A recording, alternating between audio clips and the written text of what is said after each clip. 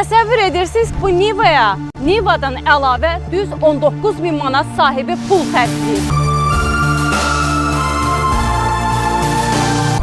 İmkan olan yerdə böyük sürürəm, amma Nivan sürətlə sürüləsi maşın deyil. Niva Rus avtomobilidir. Nə qədər pul xərcləsən də adı üzərindədir. Bəli, bəli. Emil bəy də deyir ki, mənim tam olaraq ürəyimcə olmadığı üçün artıq satışa çıxartmışam. Belə bir Nivanı ərsəyə gətirmək nə qədər zaman tələb eləyir. Həm zamandan da başqa, həm əsəbsiz olursan, həm pullar gedir.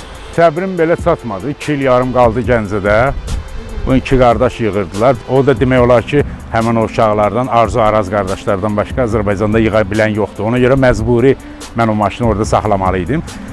Digər şeylər var ki, nə bilim, belə şeylər yapışdırılan, nə bilim, qoyulan. Bunları da yarımçıq məcbur oldum, götürdüm, gəldim. Bunlar hamısı aldığım, hamısı bunlar orijinaldır. Yəni güzgülər orijinaldır.